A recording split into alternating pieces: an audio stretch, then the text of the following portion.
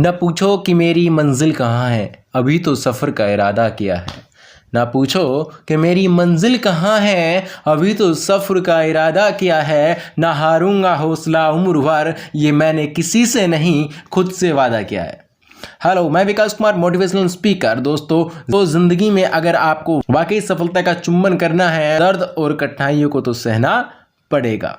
और ये इतिहास गवाह है, आज तक बिना किसी कठिनाई के, बिना दर्द सहन किए किसी ने भी सफलता नहीं पाई है। मैं आज इस वीडियो में आपको एक बाज की कहानी सुनाता हूं कि कैसे एक दर्दनाक पीड़ादायक समय के बाद कैसे एक खुशहाल जिंदगी और शानदार तरीके से अपने जीवन की शुरुआत करता है। बाज को कौन नहीं जानता, लगभग सभी लोग बाज को जानते हैं। बाज सबसे ऊंची उड़ान भरता है, पलक झपकते ही बाज अपने शिकार को अपने पंजों में दबोच लेता है, अपने पंजों में पकड़ लेता है। बाज बहुत तेज और शातिर शिकारी होता है, लेकिन एक उम्र पर बाज ना तो अच्छे से उड़ पाता है और ना ही शिकार कर पाता है। बाज की उम्र लगभग 70 वर्ष की होती है और 40 वर्ष की उम्र तक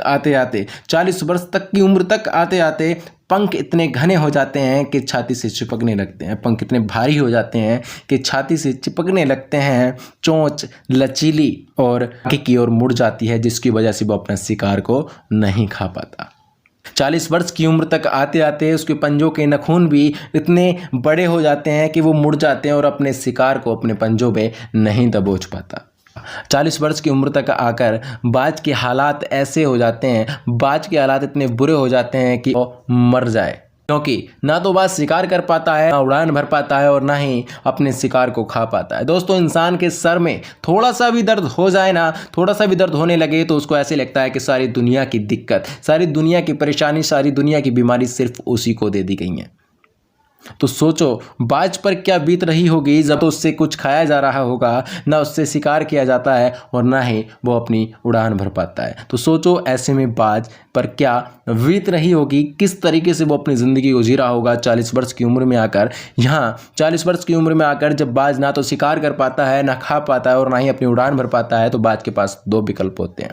पहला कि वो बिना शिकार किए, बिना खाए, बिना उड़े अपनी मौत आने का इंतज़ार करे, जो कि सबसे आसान है। दूसरा, हिम्मत करे और दर्द सहन करके अगले 30 वर्ष और जिए। दर्द भी कैसा होने वाला है, कोई भी जीव प्राणी उस दर्द के बदले मौत को पाना पसंद करेगा। अब बाज क्या करे?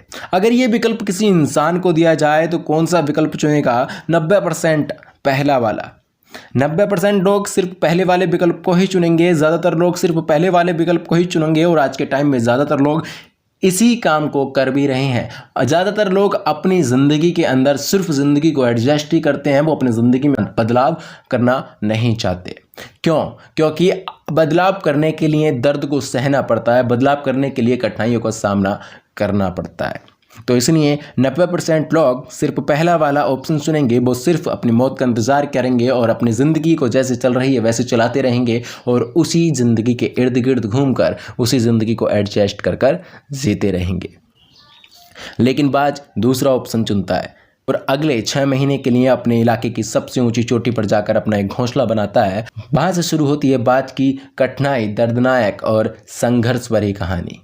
सबसे पहले बाज अपनी चोंच को पत्थर में मार मार कर तोड़ना शुरू करता है। सोचिए, जब इंसान को थोड़ी सी चोट लग जाती है तो उसको कितना दर्द होता है, लेकिन बाज अपनी चोंच को जानबूझकर पत्थर में मार मार कर लहूलुहान कर लेता है। इतना दर्द होता है कि इस दर्द को देखकर कोई मरना पसंद करे, लेकिन बाज हिम्मत करता है और अपने लिए अगले 30 साल को शानदार तरीके से जीने के लिए बाज अपनी चोंच को पत्थर में मार मार कर तोड़ देता है और इंतज़ार करता है दोबारा से नई चोंच के आने का।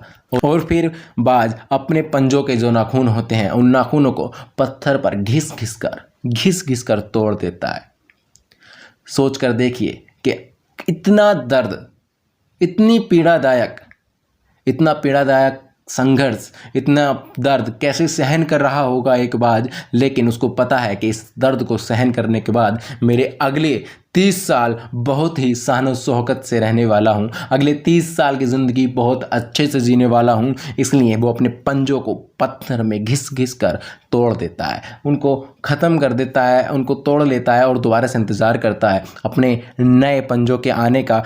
अब लास्ट में बाज अपनी चोंच से अपने पंखों को निकाल रहा होता है, अपने पंखों को नोच रहा होता है और सारे पंखों को नोच नोच कर फेंक देता है, सारे पंखों को नोच नोच कर उखाड़ देता है और इंतजार करता है अपने नए पंखों के आने का। सोचिए कितनी पीड़ादायक रहा होगा एक बाज के लिए, संघर्ष कितना पीड़ादायक रहा होगा, कितना दर्दनायक रहा होगा अगर ये किसी इंसान से करने के लिए कहा जाए। तो कोई भी जीव्य प्राणी, इंसान को छोड़ो कोई भी जीव्य प्राणी इस संघर्ष को ही बजाय मौत पाना पसंद करेगा, लेकिन बाज इस संघर्ष को करता है, इस दर्द को सहता है और अपनी अगले 30 साल की जिंदगी को शानदार कर लेता है। बाज इंतजार करता है अपने पंखों का। 6 महीने तक दर्दनायक संघर्ष करने के बाद फिर होता है बाज का पुनर्जन्म। 6 महीने दर्दनायक पीड़ादायक संघर्ष करने के बाद बाज का पुनर्जन्म होता है और बाज के नए पंख निकल आते हैं, बाज की नई चोंच होती है और बाज के नए पंजे होते हैं। अब बाज जहां चाहे जैसे चाहे उड़ सकता है और अपने नए पंजों से अच्छे से शिकार कर सकता है और अपनी नई चोंच के साथ अपना शिकार को अच्छे से